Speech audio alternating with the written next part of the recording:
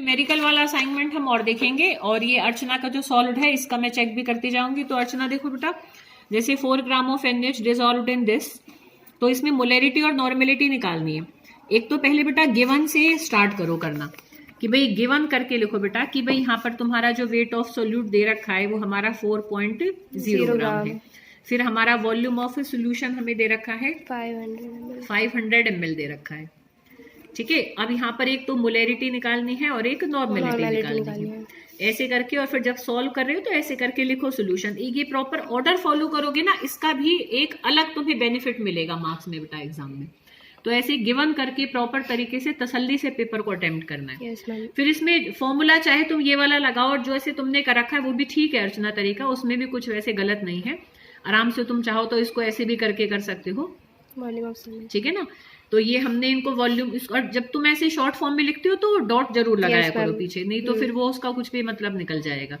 तो ये 4 और ये हमारा 40 NaOH है, क्योंकि यहाँ पर उसको भी बेशक मेंशन कर दो कि मॉलिक्यूलर वेट ऑफ सॉल्वेंट हमारा 40, ठीक है, 1000/500। अब तुम्हारा जो आंसर हमारा निकल कर आया है यहाँ पर, ये 2 और ये नीचे एक, ये तो खैर 4 ही है हमारा, ठीक है ना। तो ये हमारा 8 अपॉन, नहीं यहाँ से हमारा गया ना, ये 2 आ जाएगा, तो 2 4 8/40, ठीक है ना। निकाल भी रखा है इसने, हाँ वही 0.2 ही आएगा हमारा, है ना। तो 0.2 मोलर हमारी आई मोलैरिटी, ठीक है ना। अब नॉर्मेलिटी निकालने के लिए तुम सिंपल ये फॉर्मूला यूज करो कि ये हमारा क्योंकि बेस है तो यहाँ पर ये एसिडिटी आ जाएगी, तो वो सीधा हो जाएगा। उसको तुम्हें पर्टिकुलर ऐसे अर्चना पूरा सॉल्व करने की जरूरत नहीं है, ठीक है बेटा। इस तरीके से नॉर्मेलिटी को दोबारा से सॉल्व करने की जरूरत नहीं, सीधा इस फॉर्मूले में पुट कर दो। वैसे भी तुम यहाँ देख सकते हो कि अगर जैसे NaOH है हमारा यहाँ पर ये, तो एक अगर OH है किसी के अंदर तो उसकी मोलैरिटी नॉर्मेलिटी की वैल्यू सेम होगी। एक H है और वो एसिड है, अगर एक H है जैसे कि हमारी एसिटिक एसिड थी, तो ये एक H ही देती है ना। HCl है, एक H देती है, HNO3 है, एक H देती है। तो इन सब की मोलैरिटी नॉर्मेलिटी की वैल्यू सेम होगी, ठीक है ना। तो यहाँ पर इंटू 1 करके निकाल भी दो बेशक, और ऐसे करके सीधा ही के ही तुम्हारा आंसर आ जाएगा। तो वो तुम्हारे लिए इजी रहेगा और जल्दी अटेम्प्ट होगा, ठीक है। The resistance of a 0.05 molar NH solution is 31 ohm and its cell constant is, ये बेटा यहाँ गलत लिख रखा है अर्चना तुमने, ये 0.35 m नहीं है, ये 0.357 है। देखो 0.357 सेंटीमीटर इनवर्स होती है ना बेटा सेल कांस्टेंट की यूनिट, तो तुम्हें यहाँ मोल ऑफ करके जो लिखा है ये इसमें मिस्टेक है। Calculate its conductivity, conductivity mean specific conductivity पूछ रहे, एंड मोलर कंडक्टिविटी, तो ये तुमने यहाँ ठीक कर रखा है बेटा, कंडक्टिविटी को निकाल रखा है, ठीक है। हमारा ये 31.6 क्या है, हाँ ये 31.6 इसका रेजिस्टेंस दे रखा है, ठीक है। 1/R इंटू हमारा सेल कॉन्स्टेंट होगा, ठीक बात है। तो ये सॉल्व करके तुमने K सही निकाल लिया। अब इसमें हम मोलर कंडक्टिविटी को जब निकालेंगे तो K रख देंगे, C हमारा दे रखा है तो सॉल्व कर लिया। अब तुमने सॉल्व तो सही कर रखा है बेटा, पर अर्चना हर पे उसमें तुम ये गलती कर रहे हो, तुम गिवन नहीं लिख रही हो, प्रॉपर ऑर्डर फॉलो नहीं कर रही हो बेटा न्यूमेरिकल का। गिवन क्या क्या है उसको लिखना है, फिर सोल्यूशन वर्ड को लिखने के बाद सॉल्व करना हमें शुरू करना है। फॉर्मूला लिखो, पुट करो, आंसर निकालो, विद यूनिट आंसर को लिखो, वो सारी चीजें ठीक है तुम्हारी, पर बेटा गिवन से स्टार्ट करना है हमेशा। Calculate EMF of the cell, इसमें हमारी खाली EMF ही निकालनी है, हाँ सीधा सिंपल ही है। तो इसको देखते हैं, ये हमारा इसका कहाँ पर जाकर आएगा, ये कहाँ कर दिया अर्चना तुमने, ये तो अर्चना इसमें आई नहीं रहा कहीं, यही चलो कोई बात नहीं अर्चना, इसमें ये तुम्हारा मिल नहीं रहा, या तो तुमने कोई पेज छोड़ दिया होगा, कोई बात नहीं बेटा, हम इसमें आगे देखते हैं। ये कौन सा क्वेश्चन है, ये तो 11th आ गया, 6th आ रहा है इसके बाद, 4th और 5th किस में है तुम्हारा, ये 9th 10th है कि E0 cell is equal to E0 cathode minus E0 anode होता है। तुमने एनोड माइनस कैथोड लिख दिया था, उसने आंसर सही आ रहा था, बट वो फिर फॉर्मूला गलत होने से नंबर कट जाएंगे। तो कैथोड इसमें देखो, जब सेल रिप्रेजेंटेशन होती है ना पूजा, तो इधर वाला कैथोड होता है और इधर वाला एनोड, ABCD से ध्यान रखो, पहला वाला A बाद वाला C। तो यहाँ पर हमारा कैथोड हमारा सिल्वर आयन है, तो और इसमें तुम देखो तो ये हमारा इसका पर क्या दे रखा है, ये इसका ऑक्सीडेशन पोटेंशियल है। तो पहले तुम्हें इसको चेंज करना है, इसको रिडक्शन के मैनर में चेंज करना है, प्लस वाला आगे की तरफ आना चाहिए, ठीक है। अगर नहीं है तो हम करेंगे, और जब करेंगे तो साइन को चेंज कर देंगे। तो ये हमने किया और फिर हम इस फॉर्मूले को पुट करके करेंगे। तो अब कैथोड हमारा क्योंकि क्या है, सिल्वर है, तो सिल्वर की पॉजिटिव वैल्यू है और फिर ये हमारा 0.34, तो आंसर हमारा पॉजिटिव ही आएगा और आंसर सही है उसका। अर्चना तुम्हारा आंसर सही है, बट वो फॉर्मूला तुमने गलत लिख रखा है। ठीक है, नेक्स्ट अब हम देखेंगे कैलकुलेट द मास परसेंट, ये सही है इसका, ये मैंने इसके ये वही वाला पेज है उसमें कर रखा था। नेक्स्ट फिर कुछ दब गया मेरे से, तो हाँ ये तो देखो बेटा ये सिंपल क्वेश्चन है, मास परसेंटेज का वैसे बहुत सिंपल होता है, पर पीछे वाले न्यूमेरिकल वाले में देर ही नहीं रखा था, इसलिए मैंने इसमें डाल दिया कि कभी बच्चा सिंपल को इसलिए छोड़ दे कि ये तो किया नहीं था। ठीक है, तो देखो mass percentage of benzene and carbon tetrachloride, मतलब दो चीजों ने आपस में मिलकर सोल्यूशन बनाया, दोनों की हमें परसेंटेज बतानी है। ठीक है ना, जैसे दो सब्जेक्ट का तुम्हारा पेपर हो और तुम दोनों की अपनी अपनी परसेंटेज बताओगे। ठीक है ना, या दोनों के टोटल मार्क्स कितने कितने हैं, मान लो एक 20 नंबर का एक 80 नंबर का, तो एक 20% हो गया, एक 80% हो गया, तो बस ऐसे ही हमें इन दोनों की परसेंटेज बतानी है। ये कह रहा है अगर 22 ग्राम बेंजीन का है और 122 ग्राम कार्बन टेट्राक्लोराइड का है, तो बस जिसका मास परसेंटेज निकालनी है उसको डिवाइड कर दो टोटल ग्राम से, तो 122 में 22 को जोड़ दो। ठीक है ना। यहाँ पर भी बेटा अर्चना वही गलती कर रखी, तुमने गिवन करके नहीं लिखा है, तुमने सीधा सॉल्व किया है, तो दोनों का देखो मिलकर 144 हो जाएगा। तो जब 22 को 144 से गुना करके 100 से, ऐसी तो परसेंटेज हम अपनी निकालते हैं, तो हमारी आ जाएगी बेंजीन की, और जब हम 122 को 144 से डिवाइड करके 100 से गुना करेंगे तो वो आ जाएगी CCl4 की। ठीक है, अगला देखो बेटा 1 gram of non electrolyte solute dissolved in 50 gram of benzene, lower the freezing point of benzene इतने, find the molar mass of solute, तो हमें M निकालना है इसमें। तो सिंपल M का भी फॉर्मूला यहाँ तुमने गिवन करके लिखा हुआ है बेटा, पर गिवन वर्ड भी लिखना।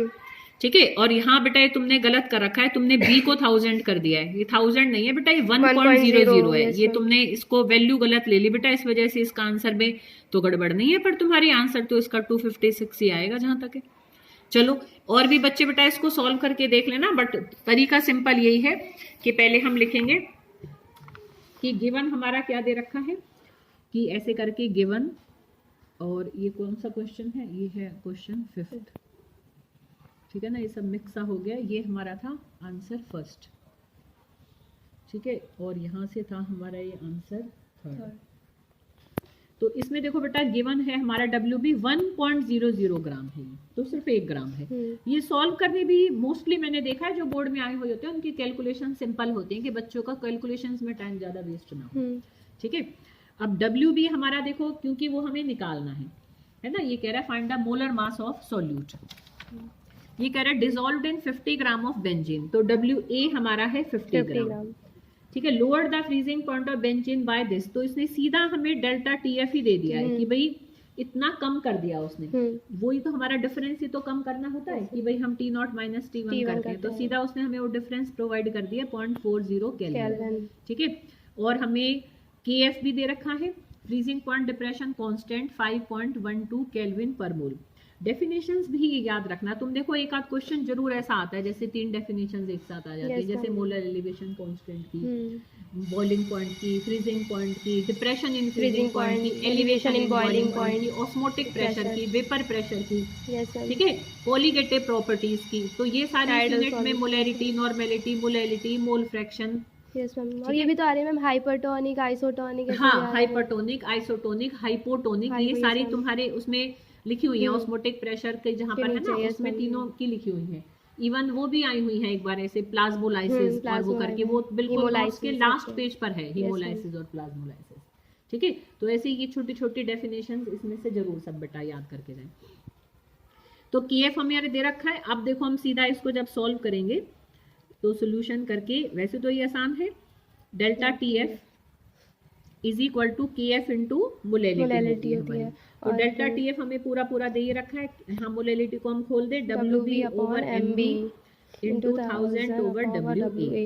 तो अब तुम देखो बेटा डेल्टा TF दे रखा है, यस मैम, KF दे रखा है, WB दे रखा है, MB हमें निकालना है ना, और WA भी दे रखा है। तो सब पुट करके बस खाली तुम MB को इधर ले आना, और यही फॉर्मूला भी तुम्हें डिराइव करवा रखा है। डिराइव है क्या, कुछ नहीं है, ये याद रखो, मोलैलिटी को खोल के रख दो, जो चीज पूछी है उसको इधर कर दो, जो चीज दे रखी है उनको इधर कर दो।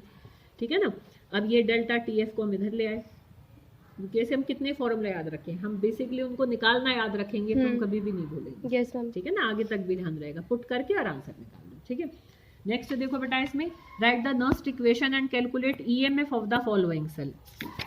तो देखें ये भी शायद इसने कर रखा है, अटेम्प्ट तो रचना ने सारे किए हैं, ये उसमें था। आगे चले, अब ये भी देखा था मैंने थोड़ी देर पहले, हाँ ये रहा। तो देखो बेटा, इसमें अगर हम देखें ये ऐसे पूरा एनलार्ज नहीं हो जाएगा ऐसे ऐसे करने से, हाँ हो गया।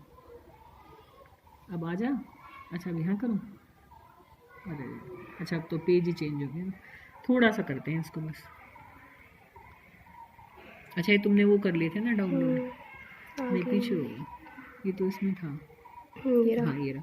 तो देखो बेटा, इसमें ये पहले इसने देखो सेल रिएक्शन दे रखा है, उसने इससे इक्वेशन बनाई, एकदम सही बना रखी है। अब बेटा इक्वेशन बना के तुम्हें इसकी नेक्स्ट इक्वेशन भी पहले पूरी बनाकर दिखानी है। ठीक है ना, देखो वो ये कह रहा है, यहाँ तुमने लॉग कैसे क्यों लिखा है, ये पूछा है क्या? ये तो नहीं पूछा है, इसमें तो खाली ईएमएफ ही पूछी है, इसमें लॉग कैसे करके बेटा नहीं लिखने की जरूरत थी। ठीक है, ये वाली बेटा चीज तुमने अर्चना गलत कर रखी है, ये नहीं लिखना है इसमें, सीधा तुम्हें नेक्स्ट इक्वेशन बनानी है जो तुमने यहाँ बना रखी है कि E cell is equal to, पहले लिखते ई नॉट सेल, फिर ये लिखो, और 2 इलेक्ट्रॉन का क्योंकि लेना देना हो रहा है इक्वेशन से देखे तो 2 लिख सकते हो, लॉग ऊपर Fe2 पॉजिटिव नीचे H पॉजिटिव की पावर 2, ये एकदम सही बना रखी है तुमने। पर क्योंकि क्वेश्चन में जैसे पूछा ऐसे अटेम्प्ट करना सीखो, ये कह रहा राइट द नेक्स्ट इक्वेशन, तो पहले इक्वेशन को लिखते, फिर गिवन लिखो क्या क्या है, फिर उससे तुम ई सेल को निकालोगे। तो ई सेल भी मैं देख रही हूँ शायद तुमने सही निकाल रखा है, क्योंकि आयरन की इसने कंसंट्रेशन हमें 0.001 दे रखी है, ठीक बात है। H पॉजिटिव हमारा 1 मोलर दे रखा है। 1 2 कैसे लिख दिया बेटा तुमने, 12 क्यों लिख दिया, 1 स्क्वायर कर रखा है इसने। अरे बेटा कभी भी पर स्क्वायर को ऐसे करके नहीं लिखते, ब्रैकेट लगा कर करो, ये 1 स्क्वायर कर रखा है इसने H पॉजिटिव 1 2 करके। ठीक है, तो फिर इसमें 0.01 हमारा हो जाएगा, तो फिर इसको मैं अगर करूंगी तो ये 1 अपॉन हमारा करके 1000 हो जाएगा। ठीक है ना, तो इसने 10 raised to the power -3 कर दिया है, तो -3 log 10 हो जाएगा, तो फिर यहाँ -3 ही बचेगा, तो फिर आगे सॉल्व इसने सही कर रखा है। ठीक है ना, तो इसी तरीके से हम करेंगे। Calculate standard Gibbs free energy for this, तो यहाँ पर हमें ई सेल दे रखा है और उससे हमें गिब्स फ्री एनर्जी निकालनी है, तो वो इसने देखें कहीं निकाल रखी है, गिब्स फ्री एनर्जी,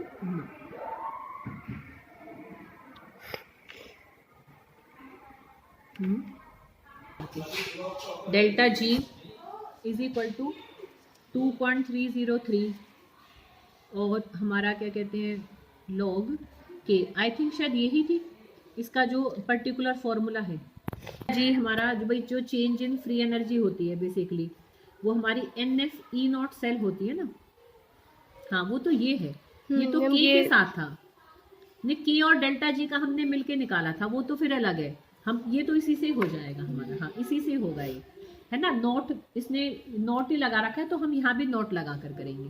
ठीक है, तो n इसमें हमारा कितना हो जाएगा, इक्वेशन दे रखी है 2 हो जाएंगे। Faraday constant 96500 E naught cell भी दे रखा है तो 1.10। ठीक है, तो इस तरीके से हमारे यहाँ पर डेल्टा जी नॉट आ जाएगी। अगर ई सेल दे रखा होता तो डेल्टा जी निकलती। ठीक है, ये यहाँ पर कह दे रहा है देखो स्टैंडर्ड गिब्स फ्री एनर्जी, तो नोट वाली ही निकालनी है। यस, और नोट वाली उसने हमें ई नॉट सेल दे रखी है। ठीक है, तो यहाँ सॉल्व कर लोगे तो यहाँ से आ जाएगा, और जो भी हमारी मतलब वैल्यू है तो उसको हम फिर किलो जूल में मेंशन करेंगे, एनर्जी है तो हम इसको फिर यूनिट किलो जूल मेंशन करके चलेंगे। ठीक है, क्लियर। अच्छा, अब आगे देखेंगे reaction is second order with respect to, तो ये तो आई थिंक शायद सब बच्चों को आ गया अच्छी तरह से, और ये इसने कर भी रखा है यहाँ पर, ये यही है second order with respect to a reactant, नहीं ये तो वो नहीं है, यहाँ का रखा है, नहीं यहाँ इधर का रखा है। ठीक है ना, second order with respect to a reactant